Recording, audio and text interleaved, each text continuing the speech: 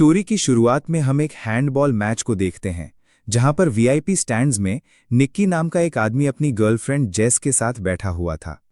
Match चल रहा था, लेकिन निक्की का ध्यान गेम से ज्यादा क्राउड के ऊपर था। उसने एक खूबसूरत लड़की को सीट से उठकर जाते हुए देखा और उसी वक्त उसके दिमाग में खुरापाती आइडिया आया। उसने जेस के साथ एक छोटी सी शर्त लगाई, देखते हैं कितने लोग उस लड़की को पलट कर देखेंगे। वहां बैठे हुए एक आदमी ल्यूआन ने कहा, मुझे भी इस शर्त में हिस्सा लेना है, जिसके लिए निक्की मान भी गया।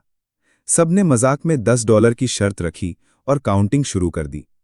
जब लड़की स्टैंड से बाहर निकल गई तो आखिर में पूरी गिनती आई। 7 लोगों ने उसे पलट कर देखा। इस शर्त में जेस ने सबसे पास का नंबर गेस किया था, इसीलिए वो शर्त जीत गई। ल्यूआन ने बिना किसी झिझक के पैसे दे दिए और फिर अगला राउंड शुरू करने को कहा। इस बार शर्त ये थी, अगला फाउल कौन करेगा। जेस ये कहकर बाहर हो गई, मुझे इस गेम की कोई नॉलेज नहीं है। लेकिन निक्की इस शर्त पर कूद पड़ा और उसने $4000 की शर्त लगाई। सीटी बजते ही रेफरी ने फाउल का सिग्नल दिया और निक्की ने जिस टीम पर दांव लगाया था वो सही निकला। उसने शर्त जीत ली और पैसे अपनी पॉकेट में डाल लिए। ल्यूआन शर्त हारने के बाद भी और ज्यादा एक्साइटेड हो गया। उसने कहा, अब की बार $5000 की शर्त लगाते हैं। इस बार का सवाल ये था, अब की बार वो बॉल को पास करेंगे या उसे लेकर दौड़ेंगे। निक्की $5000 का दांव खेलने में थोड़ा हिचकिचा रहा था, लेकिन आखिरकार वो मान ही गया। ल्यूआन ने गेस किया कि वो भागेंगे और निक्की ने कहा कि पास करेंगे। सीटी बजते ही प्लेयर ने सच में बॉल लेकर दौड़ लगा दी, जिस वजह से निक्की अब $5000 हार गया। अब निक्की ने डिसाइड किया, कोई बात नहीं, $5000 हार गए तो अब बंद करते हैं। उसने जेस से कहा, चलो कॉफी पीने चलते हैं। लेकिन ल्यूआन ने कहा, तुम वीआईपी लाउंज में बैठे हो, तुम्हारे पास पैसा तो होगा ही। तुम $5000 हार भी गए तो क्या, एक और बाजी खेलो, लेकिन इस बार $10,000 की। निक्की ने कहा, ठीक है, चलो बताओ क्या शर्त है। ल्यूआन ने कहा, अब सवाल ये है, अगला प्लेयर सही तरीके से पास कर पाएगा या नहीं। निक्की ने प्रिडिक्ट किया कि हाँ, पास दे देगा, लेकिन दूसरी टीम ने पास को बीच में ही रोक लिया। अब निक्की $15,000 हार चुका था। पैसे निकालते हुए निक्की थोड़ा परेशान हुआ। उसने थोड़ा सोचा और कहा, चल इस बार $500 की लगाते हैं। ये सुनकर जस चौंक गई, लेकिन निक्की गुस्से में दिख रहा था। इस वक्त किस्मत उसका साथ नहीं दे रही थी। वो अगली शर्त फिर से हार गया, जिसके बाद उसे $500 और देने पड़ गए। अब जस ने उसे तुरंत रुकने को कहा, लेकिन निक्की रुकने के लिए तैयार नहीं था। उसने बिना सोचे समझे अगली शर्त लगा दी, $1,00,000 की। ल्यूआन ने मजाक उड़ाया और कहा, तुम्हारे पास इतने पैसे हैं भी। निक्की ने बिना कुछ ज्यादा कहे कैश का पूरा एक बंडल टेबल पर फेंक दिया। इसके बाद तो ल्यूआन भी एक्साइटेड हो गया। अब निक्की ने शर्त लगाई कि अगला पास देखना इंटरसेप्ट हो जाएगा, पूरा नहीं होगा। लेकिन इस बार पास कामयाब हो गया। निक्की ने अब लाखों डॉलर्स का नुकसान उठा लिया था। अब वो समझ नहीं पा रहा था कि इस मुसीबत से कैसे निकलूं। उसकी इस हरकत से जस भी बहुत हैरान थी, लेकिन अब गेम बहुत ज्यादा तगड़े लेवल पर पहुंच चुका था। निक्की ने कहा, मेरे पास $1 मिलियन बचे हैं, पूरी शर्त लगाते हैं और अब देखते हैं कौन जीतेगा। इस बार ताश के पत्तों से फैसला होगा। ल्यूआन लगातार जीत रहा था, तो अब वो खुशी से पागल हो रहा था। उसने निक्की को एक एटीएम मशीन की तरह देखना शुरू कर दिया। ल्यूआन ने अपना पत्ता निकाला, जो था 5 का पंजा। निक्की को अब बस 5 से बड़ा पत्ता निकालना था। जीतने का चांस काफी ज्यादा था। निक्की ने पत्ता उठाया और बहुत ही कॉन्फिडेंस से पलटा, लेकिन उसकी तो तिग्गी निकली। ये देखकर तो जस तुरंत ही कुर्सी से नीचे गिर गई। निक्की ने जब गेम शुरू किया था तो सिर्फ $4000 लगाने का मूड था, लेकिन अब तक वो $1 मिलियन से ज्यादा हार चुका था, यानी लगभग 9 करोड़ रुपए। इस शर्मनाक हार के बाद उसके पास कहने के लिए कुछ नहीं था, तो उसने चुपचाप जस का हाथ पकड़ा और उसे बाहर ले जाने लगा। निक्की का मन बहुत दुखी था, लेकिन ल्यूआन ने निक्की को और चिढ़ाने लगा। उसने कहा, यही होता है बेटे, उस्ताद के साथ खेलने का नतीजा। निक्की ने रुककर एक और शर्त लगाई, $1 मिलियन की। अब आइडिया थोड़ा नया था। निक्की ने चैलेंज दिया कि ल्यूआन किसी भी रैंडम प्लेयर को दूरबीन से चुन सकता है, और अगर निक्की ने उसका जर्सी नंबर सही से गैस कर लिया तो जीत उसकी। ल्यूआन इस बात से थोड़ा कंफ्यूज हो गया। उसने कहा, ये तो भाई दिमाग पढ़ने वाली बात हो गई। उसे लग रहा था मानो निक्की अपने पैर पर खुद कुल्हाड़ी मार रहा है। उसे थोड़ा शक भी था कि कहीं निक्की कुछ गड़बड़ तो नहीं करेगा। उसके शक को दूर करने के लिए निक्की ने कहा, चल मैं गैस भी नहीं करता, इस बार जस करेगी गैस। जस ने गुस्से से निक्की को देखा। उसे समझ नहीं आ रहा था कि आखिर ये चल क्या रहा है। इसका क्या चांस है कि इतने लोगों में मैं जिसकी जर्सी का नंबर बोलूंगी वो सही होगा। ये कहकर जस वहां से जाने लगी, लेकिन ल्यूयान के सिक्योरिटी गार्ड ने उसे जाने से रोक लिया। अब जस ने खुद को थोड़ा सा शांत किया। निक्की ने उससे कहा, बस ग्राउंड में नजर घुमाओ और जो नंबर तुम्हें अपना सा लगे वो बोल दो। ल्यूयान ने दूरबीन उठाई और एक प्लेयर को चुना, जिसके बाद जस ने दूरबीन ली और पूरी फील्ड को स्कैन किया। हर तरफ उसे जर्सी नंबर्स ही दिख रहे थे। कैसे गैस करें? तभी उसकी नज़र एक जाने पहचाने चेहरे पर पड़ी और उसे निक्की की बात याद आई कि जो नंबर तुम्हें अपना सा लगे उसे चुन लेना। वहां उनका दोस्त फरहाद 55 नंबर की जर्सी पहने हुए था। जस को समझ आ गया कि ये सब निक्की के प्लान का एक हिस्सा था। उसने कहा, नंबर 55। और वो एकदम सही जवाब था। उसके जवाब से ल्यूयान दंग रह गया। जस भी कुछ पलों के लिए सोच में पड़ गई कि निक्की को पहले से ये कैसे मालूम था कि ल्यूयान उसी नंबर को सिलेक्ट करेगा। लेकिन इस वक्त ये सब जरूरी नहीं था। वे शर्त को जीत चुके थे। दोनों ने $1 मिलियन का प्रॉफिट कमाया और सारा हारा हुआ पैसा भी वापस मिल गया। 2 बड़े कैश से भरे हुए बैग लेकर वे स्टेडियम से बाहर निकल गए। कार में निक्की ने जस को बताया कि ये सब कुछ उनके प्लान का हिस्सा था। वो ल्यूयान को काफी समय से ट्रैक कर रहे थे। दरअसल ल्यूयान हाई सोसाइटी में अपनी जुआ खेलने की बुरी आदत के लिए मशहूर था। उसके सामने कोई कुछ भी शर्त लगाए वो उसमें कूद पड़ता था। निक्की की टीम ने ये पूरा प्लान बनाया था। जैसे ही ल्यूयान ने अपने होटल रूम से बाहर कदम रखा, उसके सबकॉन्शियस माइंड में नंबर 55 डाला गया। सिक्योरिटी गार्ड के लेबल पिन में भी 55 लिखा था। स्टेडियम के रास्ते में साइन बोर्ड्स पर भी वही नंबर था और उन्होंने उसे सिर्फ ये नंबर दिखाया नहीं बल्कि सुनाया भी। मैच देखने आते वक्त उन्होंने ल्यूयान की गाड़ी में एक गाना चलवाया था जिससे उसे बार बार 55 नंबर का हिंट मिले। उस गाने में 124 बार 55 जैसी आवाज निकल रही थी, जिस वजह से ल्यूयान का दिमाग बार बार उस नंबर की तरफ खींचा जा रहा था। साथ ही उसे फरहाद की एक फोटो भी दिखाई गई थी जिससे वो एक विजुअल मेमोरी बन गई। जब वो दूरबीन से देख रहा था तो उसका दिमाग नेचुरली नंबर 55 की तरफ गया और जस ने फरहाद को देखते ही 55 कह दिया। जस को पहले से कुछ भी इसीलिए नहीं बताया गया था ताकि इस पूरी गेम के दौरान उसके एक्सप्रेशन बिल्कुल असली लगे, ताकि किसी को भी हम पर शक ना हो। ये सब सुनकर तो जस निक्की से पूरी तरह इंप्रेस हो गई। इसके बाद कहानी कुछ दिन पहले जाती है। कुछ दिन पहले की ही बात है। निक्की एक कमरे में बेड पर था और उसके सिर पर एक आदमी ने बंदूक तान रखी थी। उसके पास में ही जस भी बैठी हुई थी, जिसे वो बस कुछ दिन पहले ही मिला था। ये साफ दिख रहा था कि निक्की को किसी ने अपने जाल में फंसा रखा था, लेकिन उसके चेहरे पर डर का नामो निशान नहीं था। उसने सीधा कह दिया, मेरे पास एक भी पैसा नहीं है, अगर गोली चलानी है तो चला दो। गन वाले आदमी ने उसके रिएक्शंस को समझा और तुरंत पहचान गया कि ये आदमी खिलाड़ी है, हमसे बड़ा ठग है। उसका अंदाजा बिल्कुल सही था। निक्की एक बेहतरीन ठग है जो छोटी मोटी चोरियां करता है, वो भी बहुत सफाई से। जस ही उसे फंसाकर इस कमरे में लाई थी तो निक्की ने जस के अंदर एक नेचुरल टैलेंट देखा। जस उस वक्त तक कुछ नहीं समझ पाई थी। खैर, जब वो बंदूक वाला आदमी चला गया तब निक्की ने जस से कहा, तुम्हारे पास एक गिफ्ट है और अगर तुमने लोगों को ठगने की अपनी इस कला को अच्छे से तराश लिया तो सारी जिंदगी बैठकर खा सकती हो।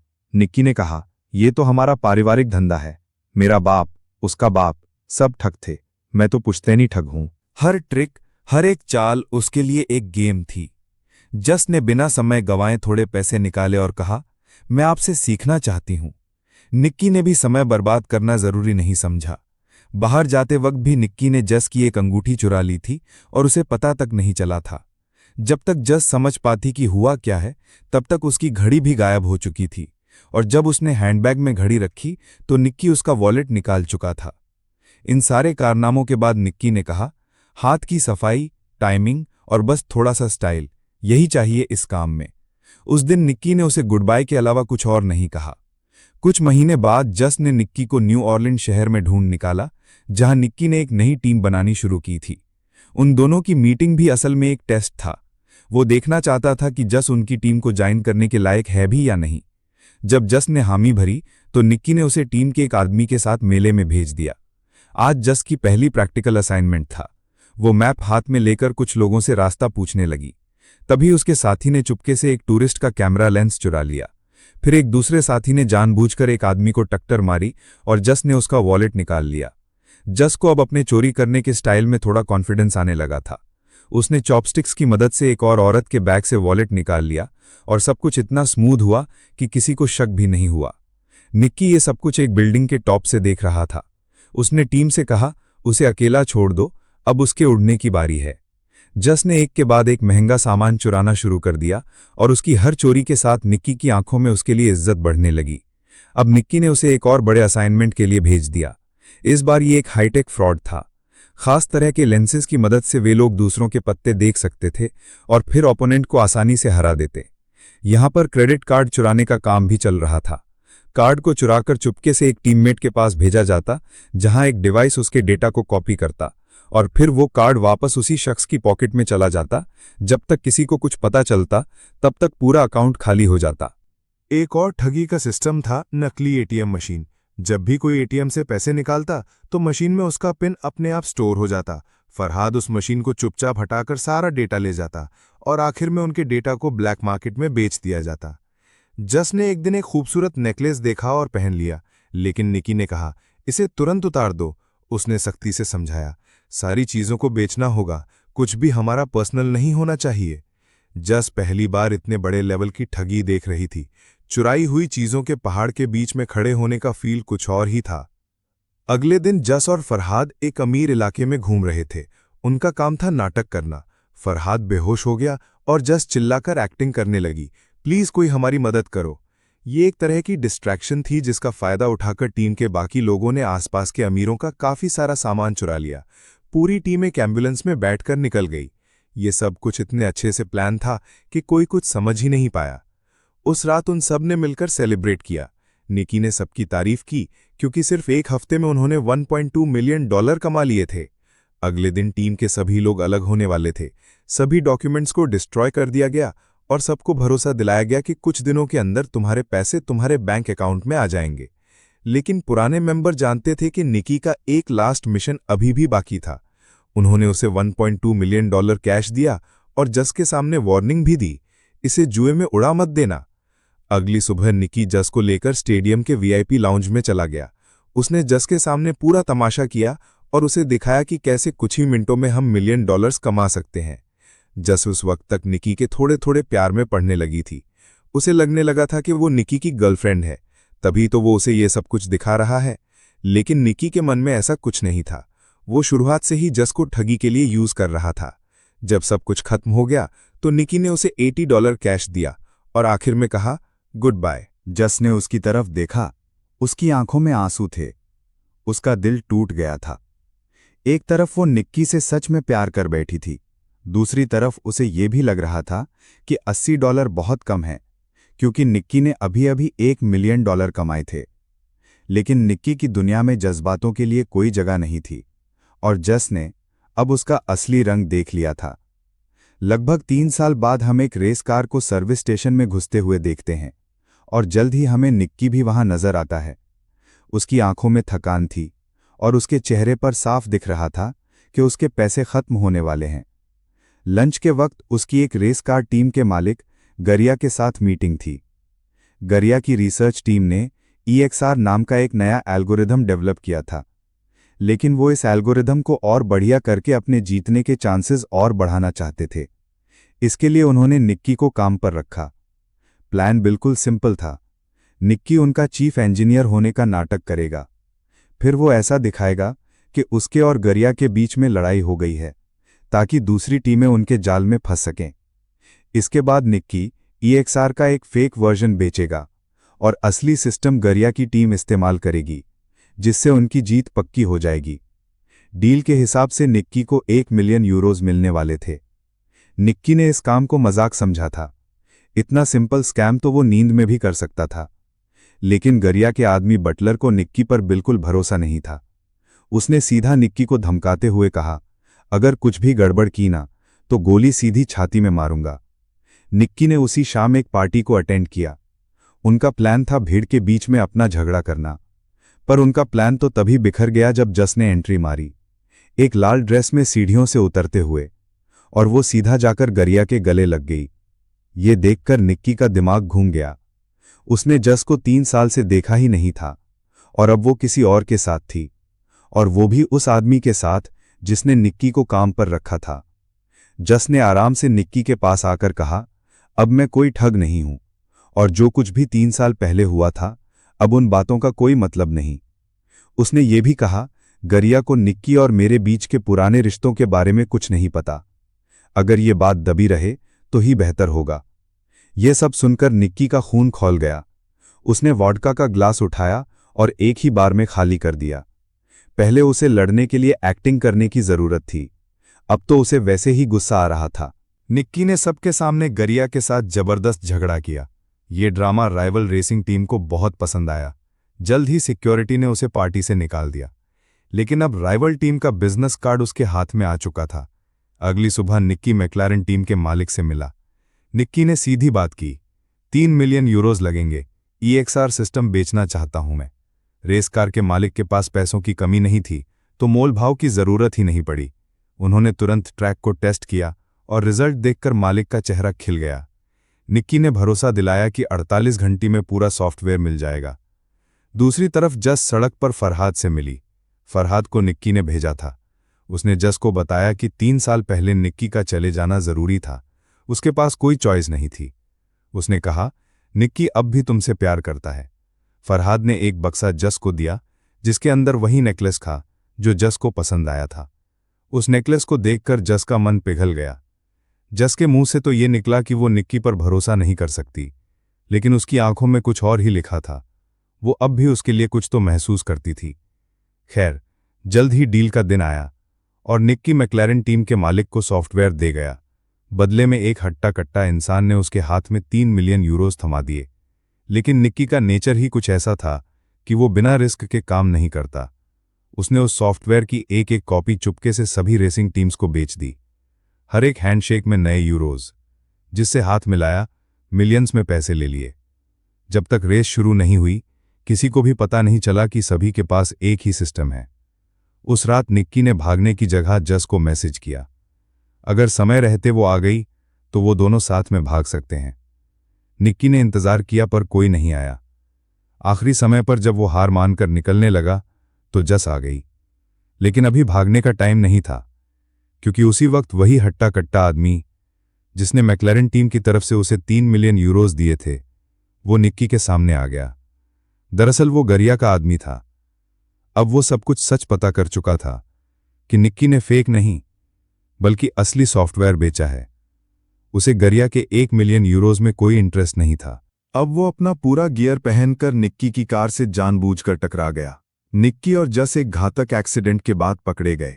उन दोनों को बांधने के बाद सारा कैश गरिया के सामने रख दिया गया। निक्की की इस हरकत से गरिया बहुत गुस्से में था। उसने इस प्रोग्राम को बनाने में 40 मिलियन यूरोज लगाए थे और अब सारे के सारे बर्बाद हो चुके थे। सबसे बड़ी बात तो ये थी कि गरिया समझ ही नहीं पाया कि निक्की ने असली सॉफ्टवेयर कैसे चुरा लिया। जब निक्की ने कुछ नहीं बताया तो गरिया ने जस का नाक दबा दिया, जिसके बाद उसकी सांसें रुकने लगीं और निक्की ये देखकर टूट गया।